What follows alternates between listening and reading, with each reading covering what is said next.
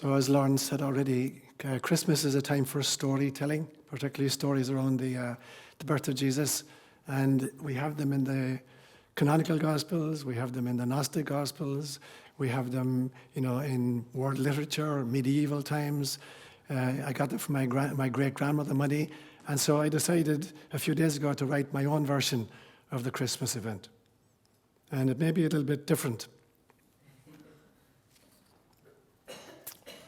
The Christmas story, I called it the Christmas story, a new American version. Section 1, the opening scene.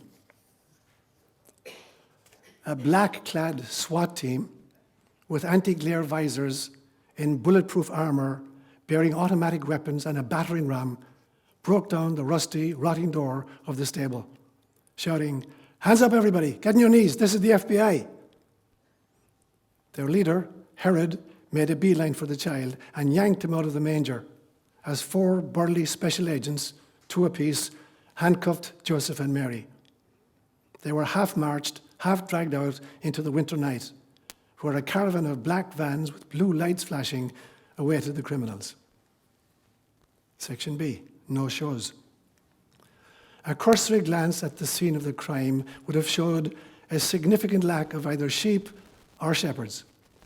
The latter had long since disappeared because sheep were now raised in factory farms, where they were quickly separated from their lambs and stuffed full of growth hormones and sawdust, and denied any sight of green pastures or blue skies. The angels also failed to put in an appearance because the US military had strict orders to shoot down any UFOs that invaded US airspace. It had been years since any angels had made it to the birth of a human baby. And the Magi, the wise men from the east, had been apprehended at the border and found to be in violation of NAFTA, and also of trafficking in embargoed goods, gold, frankincense, and myrrh. Section C, Joseph. Under California Code 261.5 PC, Joseph, a middle-aged man, was found guilty of statutory rape, having had sex with a 15-year-old girl. His protest that it was consensual drew an extended sentence from the presiding judge, who would not listen to the argument that such an arrangement was culturally sanctioned, even blessed. On hearing of the situation, the Carpenters' Union nullified his license and confiscated his retirement monies. The FBI had broken into Joseph's computer and found that he was in cahoots with Santa Claus and was an accessory before and after the fact to Santa's frequent breaking and entering escapades. Section D, Mary. She was accused of child endangerment on several counts. Firstly, failing to have her child inoculated according to the schedule of the CDC, which mandated vaccines beginning on the day of birth. Secondly, she had dumped her neonate in a flea-infested animal manger, which exposed him to all kinds of possible infections. And thirdly, she had wrapped him in swaddling clothes, which, research has shown, could lead to hip dysplasia and SIDS, sudden infant death syndrome. She was packed off to juvenile hall, where she was tested for drug use.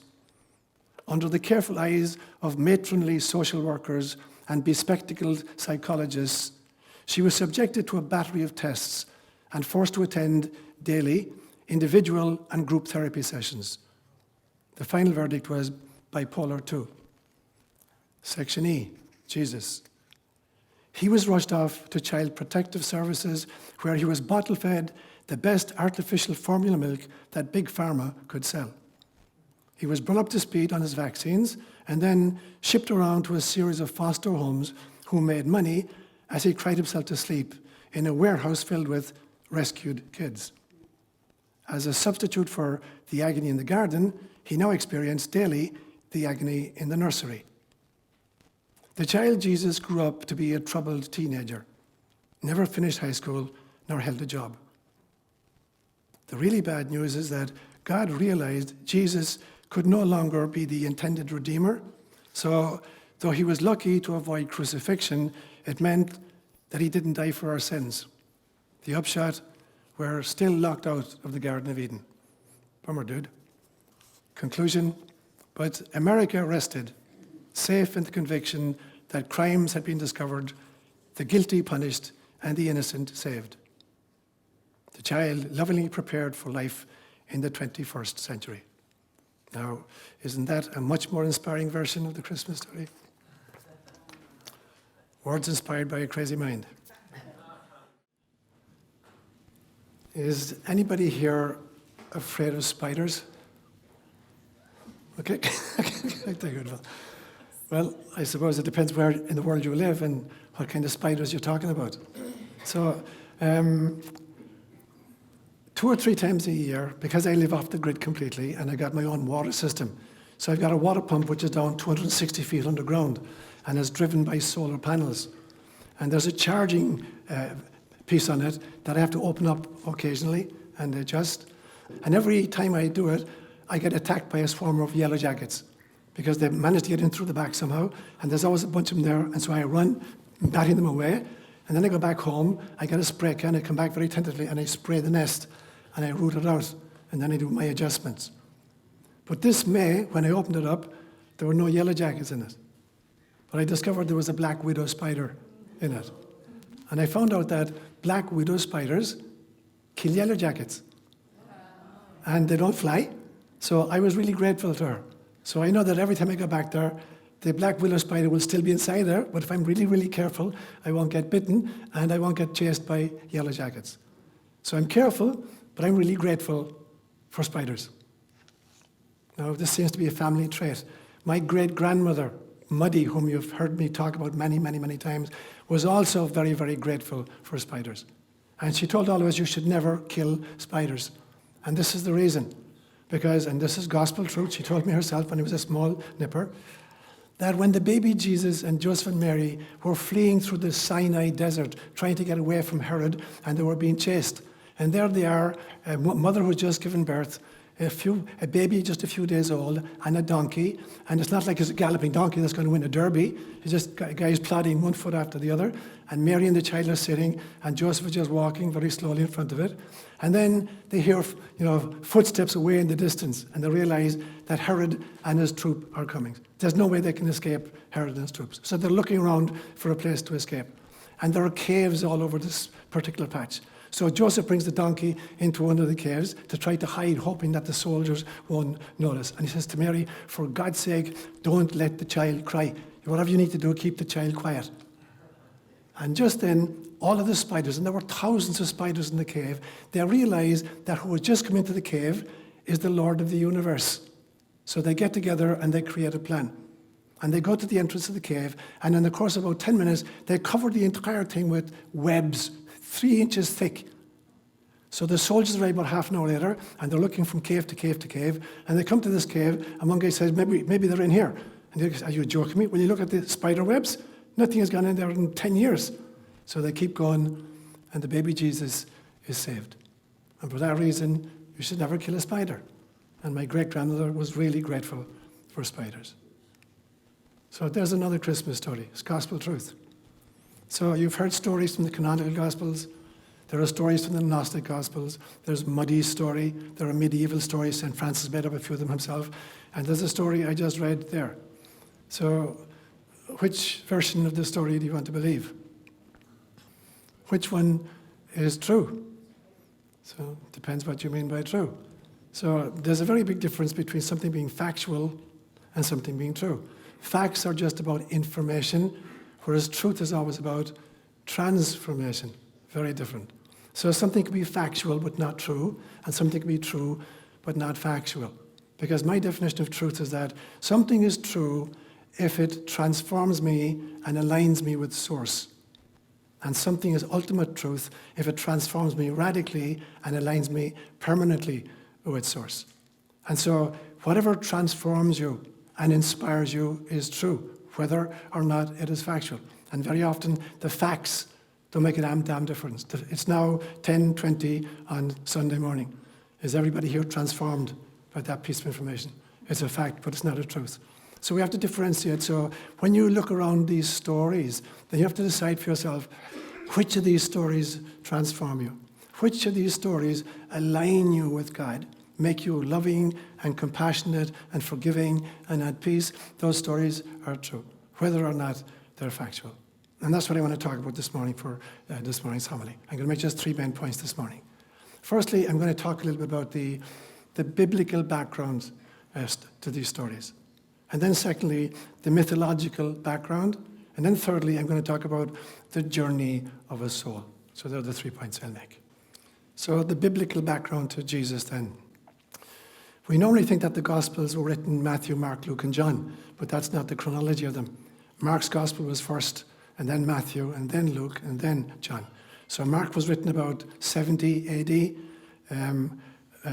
Mark was written about 70 AD, Matthew about 80 AD, Luke 90 AD, and John 100 AD. So I'm going to take them in chronological order. So Mark is written about 70 AD, about 40 years after Jesus died. And there's no stories whatsoever in Mark's Gospel about the conception of Jesus, the birth of Jesus, the infancy of Jesus, or the childhood of Jesus. Mark begins his Gospel with the story of the baptism in the Jordan by John the Baptist. That's where he starts. There's zero mention of Jesus' conception, birth, infancy, or childhood. Matthew comes 10 years after that, and Matthew has a very, very different agenda. So Matthew starts his Gospel actually with a genealogy that begins with Abraham and comes down to Jesus in 42 generations. He says there are 14 generations from Abraham to King David, 14 from David to the Babylonian exile, and 14 from the Babylonian exile to the birth of Jesus. So he starts with the genealogy of Jesus. And when you read through Matthew's account, it's interesting. The real hero is Joseph in Matthew's account. There are 4 different dreams that Joseph has that are the kernel, the skeleton around which this story is built. So the very first dream is Joseph has learned that his betrothed, Mary, is pregnant and it's not by him, so he wants to divorce her quietly, as we just heard. And then he has the first dream. And the first dream tells him that his bride-to-be has conceived by the Holy Spirit, and he is to take her as his wife, which he does. And so he takes her as his wife. And then the child is born, and the child is born in Bethlehem, because according to Matthew's account, that's where they were from. They were from Judea. If you look at the map of Israel, in the ancient times particularly, there were 3 horizontal segments that constituted the land. So in the north, you had Galilee, where Nazareth was. In the middle, you had Samaria, and in the bottom was Judea, and Bethlehem is in Judea. So you get the impression when you read Matthew's Gospel that that's where Mary and Joseph were from. So they go to the town of Bethlehem. That's where the little baby is born, because that's where they live. Shortly after the baby is born, we have the Magi coming from the east, these wise men who bring gifts. And then Herod hears what's happening, and he decides he's going to kill this child. So Joseph has a second dream. And in the second dream, he's warned that Herod is trying to kill the baby, to get up and move to Egypt as fast as he can. And he takes off with his wife and his little baby. And Herod, in trying to find the child Jesus, massacres all boy children in Judea under age 2, according to the Bible. So Joseph, meantime, has taken his family to safety in Egypt. And they stayed there for a few years. Now, the timeline is interesting because we know from secular history that this King Herod, who was a real character, died in 4 BC. And so if all the boy children, of 2 years, none of them were killed, it must mean that Jesus was born about 6 BC. And so the time frame is slightly out. So they're living in Egypt now, maybe 1, 2, 3 years, I have no idea. And then Joseph has his third dream. And in this dream, he's told Herod has died, and Herod died in 4 BC. So it's safe to go back to the land of Israel. So they set out and they go back, and presumably they're going to continue to live in Judea. That's where they're from, near Bethlehem. But Joseph gets a 4th dream, and the 4th dream says to him, Archelaus, who's one of Herod's sons, is now ruling in Judea, so better not go back there, go someplace else. So he decides to go right up to the north of the country, to leave Judea, go through Samaria, right up to Galilee in the north, and settle in a little town called Nazareth. And then that's the end of the boyhood stories. The next event then is John the Baptist baptizing Jesus. So that's what you read in Matthew's account. Luke is writing 10 years later, and Luke is the only non-Jewish writer in all of the scriptures. There are 73 books in the Catholic Bible, and only 2 of them are written by a non-Jew. the Acts of the Apostles and Luke's Gospel, both written by Luke. So Luke starts off his Gospel then, and he runs parallel tracks, very interesting literary device, a parallel track of John the Baptist and his parents and Jesus and his parents. And so the first annunciation is not to Mary. The first annunciation is to Zechariah, the father-to-be of John the Baptist. And this man is an old priest, and his wife Elizabeth is long beyond childbearing age. But the angel Gabriel comes to him and says he's going to be the father of a child. And he can't believe it. Tell that to the Marines. But he says nothing is impossible with God. And he's struck dumb for his disbelief. And indeed, when he goes home, his wife becomes pregnant, and 9 months later they have a little baby boy who will subsequently become John the Baptist. So the first annunciation is not to Mary. It is to Zechariah. Then the second annunciation is to Mary herself, where the same angel that visited Zechariah came and said, Hail Mary, full of grace, the Lord is with you. Blessed are you. And so you're going to conceive a child, and he's going to be the Savior of his people, and you must name him Jesus. So there's the annunciation to Mary. Then we flip back to John the Baptist, and now we hear about the birth of John the Baptist and what happened at his birth. And then parallel, we have the birth of Jesus. And as Lawrence has pointed out, at the birth of Jesus, it's not Magi and King Herod, it's the lowly ones. The shepherds are the people who come to attend the birth. And so now the little baby is born, but there's a problem for Luke. Luke didn't know that Jesus' family wasn't originally from Judea. He presumed they were always from Nazareth. So he's got to get him from Nazareth down to Bethlehem. They got to leave Galilee, go through Samaria, and come down to Judea in order for the child to be born in Bethlehem, because it was prophesied that he'd be born in Bethlehem. But Luke didn't know that Joseph and Mary weren't natives of Galilee. They only went there because they wanted to escape Herod. And so he has to contrive some way of getting Jesus to Bethlehem. So he figures out a census is a good way to do it. That the Romans decreed a census of the whole Roman world, and everybody had to go back to the place of their own origins. And that Joseph originally was from Judea, and some few generations back, so he had to go back down there. There's only one problem with this census. The Romans indeed did take censuses, but we know from history that this would have had to be in around 6 BC. Because Herod died in 4 BC. There was no census for 14 years before or after that period. So Luke has made up a census that didn't actually exist to get Jesus down to be born in Bethlehem. So he's massaging his story a little bit. But anyway, he's born in a manger down there. And then we have the story that after 8 days, the child has to be brought to the temple, be circumcised, and be given his name.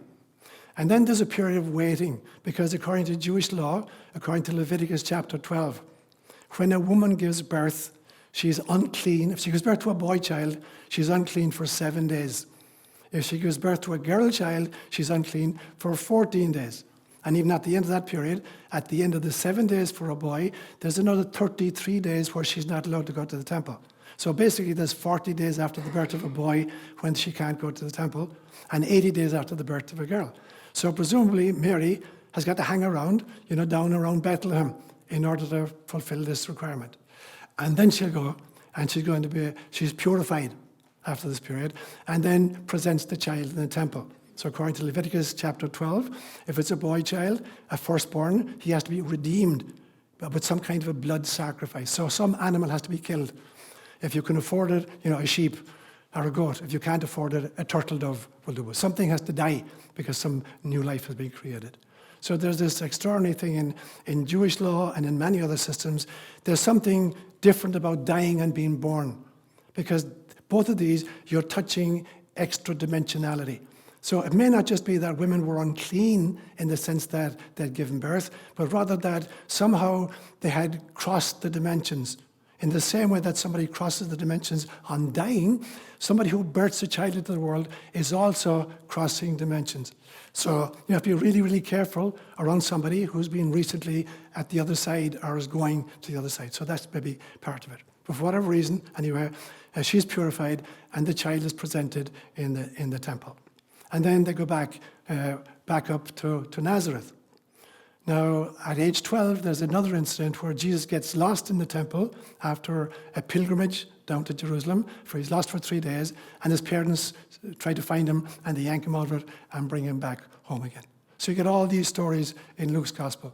And then it jumps to the baptism by John in the Jordan. And then Luke puts his genealogy. He didn't start with a genealogy like Matthew did. He's at chapter 4 before he mentions the genealogy. And he does it in exactly the reverse order that Matthew had done it with. Matthew started with Abraham and came down 14 generations to David, another 14 to the Babylonian captivity, another 14 to Jesus. Luke goes in the opposite direction. He starts with Jesus and he goes back up the chain, back into history. But he doesn't stop with Abraham. He goes right back to Adam. And the reason is very simple. Matthew is writing for a Jewish audience. So it's important to impress upon his audience that Jesus is indeed a son of Abraham. He's a son of the covenant. Luke, on the other hand, believes that Jesus is not just a Jewish Messiah, he's a global savior for the entire Roman world. And so he'll go all the way back to Adam, who was the father of the entire human race. So you get a very, very different version from Luke. And then we come to John's Gospel. John was written about 100 AD. And there is no mention of a conception. There's no mention of a birth. There's no mention of infancy stories. There's no mention of childhood stories. But he does a very strange thing. There's a prologue to John's Gospel in which John talks about the eternal origins of Jesus. Not just his birth or his ancestry, but the fact that he says it like this, he says, in the beginning, and he's talking before the world was ever created, in the beginning was the Word, and the Word was with God, and the Word was God. All things were made through him, and without him was made nothing that was made. In him was life, and this life was the light of humankind. And the Word became flesh and dwelt among us. So there's no conception story, but there's a story of Christ's eternal isness before incarnation. And then John just goes straight on again to John the Baptist. So that's like the biblical background to the stories you've been hearing. My second point then is kind of the mythological background. We always love to know when we meet a famous person or we hear of a famous person, whether a sports star or a movie star or whatever they are, what were they like as children? So we always want to know, where were they born? What were their parents like? What were they like when they were in high school or whatever? And this is true in the ancient world as well. All famous characters, you want to know what their birth circumstances were like. And if you don't know it, you're going to invent it. It becomes very, very important to have stories about the special circumstances under which this famous person was conceived and birthed. And so you get this all over the world. You get it, for instance, with the Buddha. So the Buddha was born roughly about 550, BCE. And there's a story that, his mother had a dream one night in which she's pierced in the side by the tusk of a white elephant. Yeah? And then 10 months later, she gives birth to the Buddha. A contemporary of the Buddha would have been Lao Tzu in China. And according to the lore, Lao Tzu was in his mother's womb for 600 years. It's a lot of morning sickness. And then he was born. You take a character like in Persia, you had Zoroaster, the great prophet Zoroaster, who founded, or sometimes called Zarathustra, who founded Zoroastrianism. And the story about that is that his mother got impregnated while swimming in a lake in which 600 years before that, a great prophet had already swum. So she's, in some senses, artificially inseminated by swimming in a lake that held the seed of a prophet from 600 years before. And she was birthed to Zoroaster. And then you get even Alexander the Great. Alexander lived about, around 330 BCE. And allegedly, Alexander was the product of, his mother was Olympia and the god Marduk. That the god Marduk, who resided in Babylon, had put on, pretended he was Philip, the wife of Olympia, made love to her, impregnated her, and Alexander the Great was the product. In actual fact, there's a very interesting historical event that when Alexander was on his conquests and he was driving the Persians back from Greece, through the Sinai, back towards Babylon and Persia, through Iraq into Iran.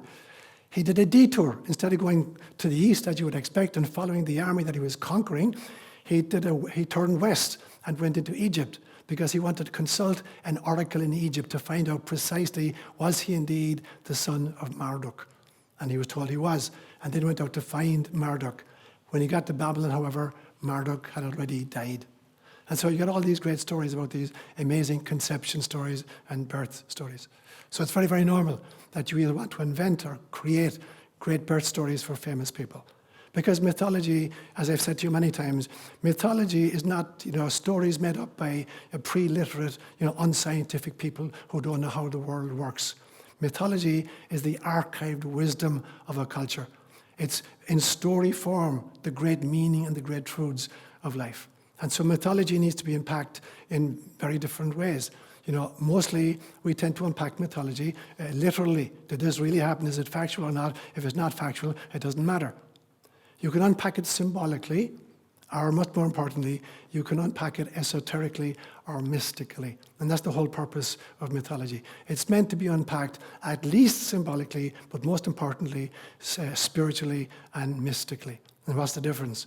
Literally, obviously, Jesus was born, put into a manger, there was a cow and a calf and whatever, that's a literal.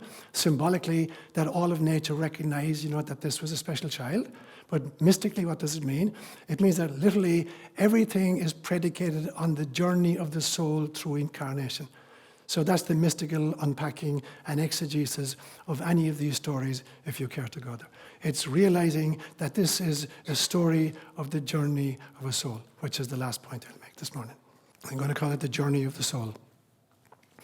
And, if you meditate on this stuff or delve into it, there are all kinds of templates that you could impose upon the raw data.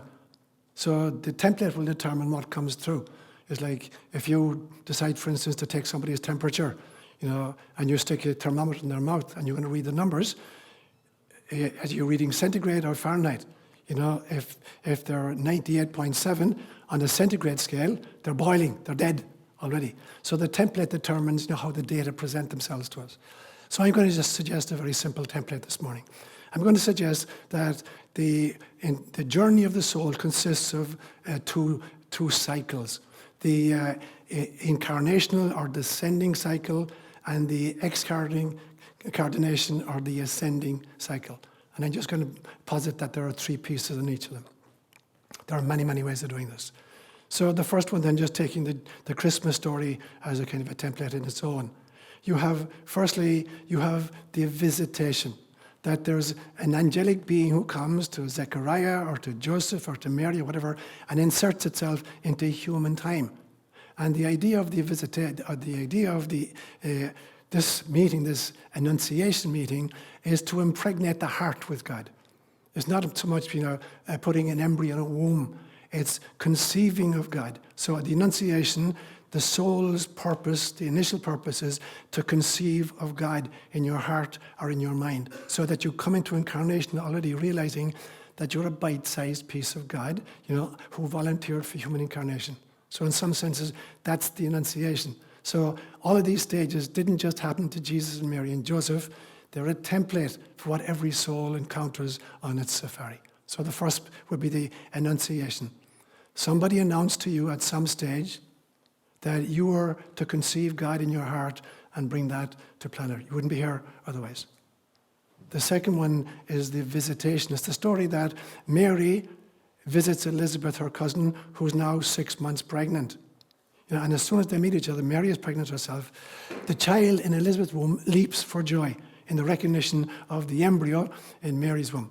And Elizabeth says, well, who am I that the mother of my Lord should visit me? Now, it's interesting. I think this is the first time ever that Jesus is called Lord. He's not even born yet. So Elizabeth is saying, who am I that the mother of my Lord should visit me? Now, there's lots of ways of unpacking this. So is it that the embryo in Elizabeth's womb recognized, the embryo in Mary's womb and recognized that he was the Son of God and jumped for joy, and then Elizabeth figured out, so there's something special here, and then figured it out. It's not just that. It's not just that Mary was carrying the Son of God. Elizabeth was carrying the Son of God. Elizabeth was a daughter of God. Mary was a daughter of God. So the recognition here was not that one was carrying God and the other was delighted to meet her.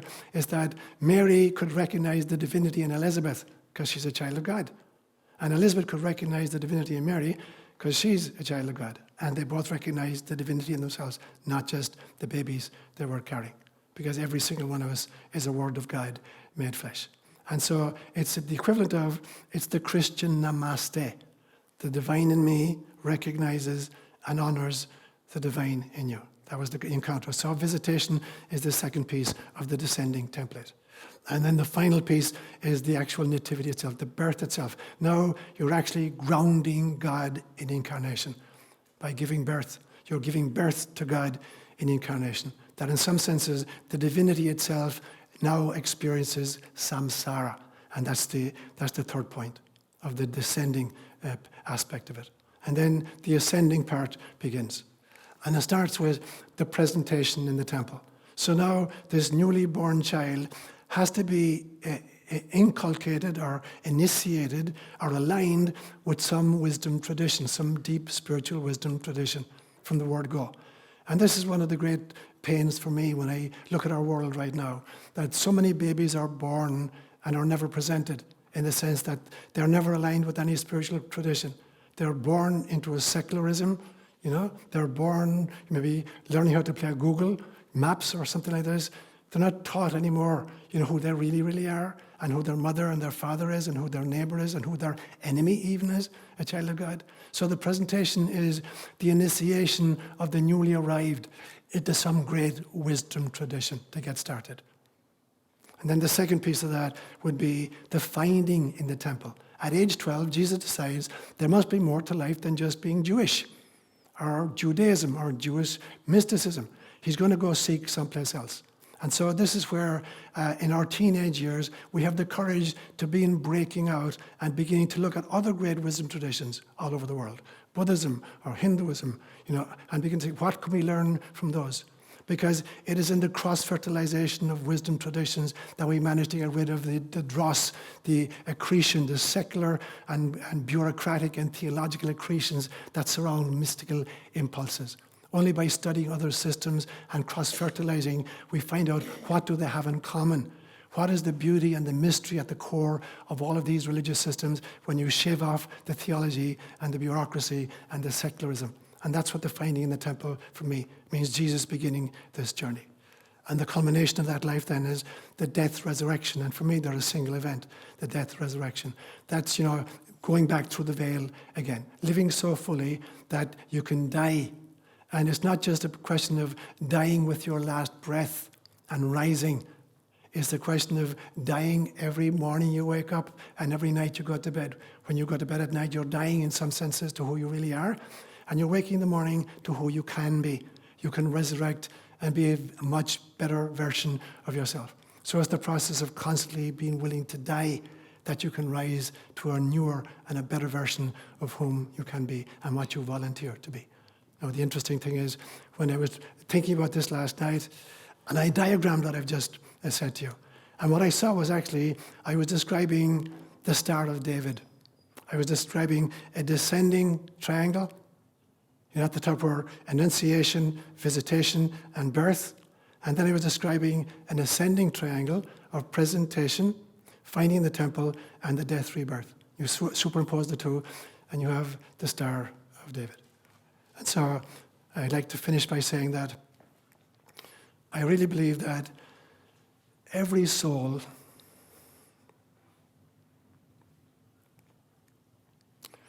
is a cosmic womb, pregnant with the possibility of Christ consciousness. Every soul is a cosmic womb, pregnant with the possibility of Christ consciousness. And that, in one phrase, is the meaning of the Christmas story.